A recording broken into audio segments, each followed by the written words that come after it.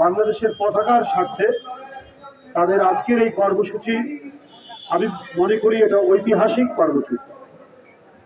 তারা স্বাধীনতা এবং স্বাধীনতা রক্ষার, সার্বভৌমত্ব রক্ষার যে মহাডঙ্কা তারা বাজিয়েছেন আজকে এই কর্মসূচির মধ্য দিয়ে, এটাই হবে আমাদের আগামী দিনে আগ্রাসন, সম্প্রসারণবাদ এবং মিথ্যা অপপ্রচারের বিরুদ্ধে একটি প্রচণ্ড প্রতিবাদ। উপস্থিত নেতৃবৃন্দ এবং পূজা উদযাপন ফ্রন্টের নেতৃবৃন্দ এবং গণমাধ্যমের সাংবাদিক ভাইরা,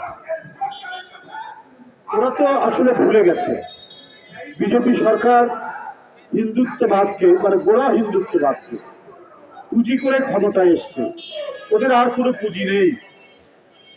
সুতরাং ক্ষমতায় টিকে থাকতে হলে হিংসা আর ঘৃণা ছড়াতে হবে। ঘৃণা ছড়ানো ছাড়া নরেন্দ্র মোদী বাবুর ক্ষমতায় থাকা খুব মুশকিল হবে। কারণ ভারতের স্বাধীনতা সংগ্রামে মোদী বাবুদের যারা পূর্বসূরি তাদের কোনো অবদান নেই। এটা আমার নিজের ইতিহাস পাঠ থেকে নয়, বাংলা সাহিত্যের একজন খুব নামকরা লেখক অন্নদা শঙ্কর রায়, তিনি তার একটি লেখায় বলেছেন যে ভারতে যারা হিন্দু মৌলবাদী রাজনীতির সাথে জড়িত তাদের ভারতের স্বাধীনতা সংগ্রাম অথবা এই উপমহাদেশের স্বাধীনতা সংগ্রামের সাথে এদের কোনো সম্পর্ক ছিল না, এদের কোনো অবদান নেই।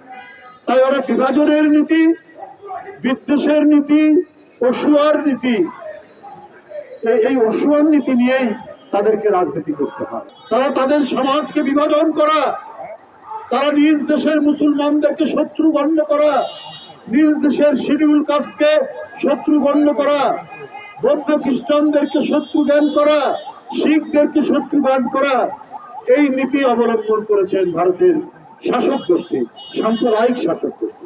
আমরা জোর গলায় বলতে পারি, বাংলাদেশের মানুষ আমরা যে যাই রাজনীতি করুক, এক শেখ হাসিনা ছাড়া যে যাই রাজনীতি করুক, আমরা অন্য ধর্মের প্রতি ঘৃণা ছড়ানো, বিদ্বেষ পোষণ করা, এইটা আমরা কখনোই করিনি।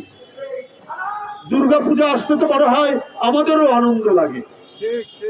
আমাদের হিন্দু ধর্ম সম্প্রদায়ের যারা নেতৃবৃন্দ আছেন, আমরা তাকে কখনো ভান করে, রসিকতা করে অথবা সিরিয়াসলি বলে এই এবারের পূজার নাড়ু কই, মিষ্টি কই, লুচি কই, ভাজি কই, ওরা এনে দেয়, আমাদের বাসায় যায়, পূজা মণ্ডপে যায়। এই দৃষ্টান্ত অনেক পুরনো। এদেশে যারা ইসলামী রাজনীতি করেন তারাও কিন্তু সাম্প্রদায়িক কথা বলেন না, অন্য ধর্মের প্রতি আক্রমণ করে কোনো কথা বলেন না। এটাও আমাদের ঐতিহ্য, কারণ আমরা ওই ঐতিহ্য মেনে ধরছি।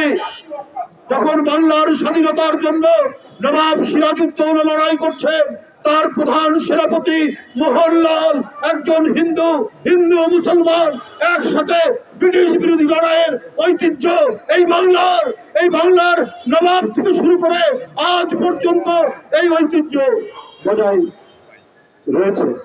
হ্যাঁ, বিশ্বাসঘাতক হতে পারে, হিন্দু মুসলমান হতে পারে। মীর জাফর বিশ্বাসঘাতকতা করেছেন, উনি মুসলমান। জগৎ শেঠ বিশ্বাসঘাতকতা করেছেন, উনি হিন্দু। সেটা অল্প কিছু মানুষ, কিন্তু নবাবের প্রধান সেনাপতি উনি তো হিন্দু, এবং নবাবের জন্য লড়াই করতে করতে নিজের জীবন দিয়েছে মোহনলাল। এটা তো আমাদের ঐতিহ্যের মধ্যে আছে।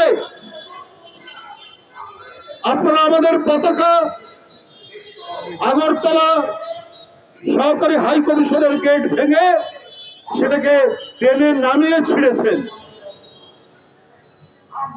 এটা তো প্রচন্ড আঘাত, করোনার আঘাতের চাইতে বড় আঘাত দিয়েছেন আপনারা ভারতের সাম্প্রদায়িক শাসক গোষ্ঠী। আমরা কি এইটা ভুলে যাব?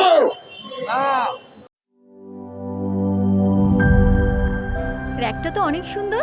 শুধু সুন্দরই না, মজবুত।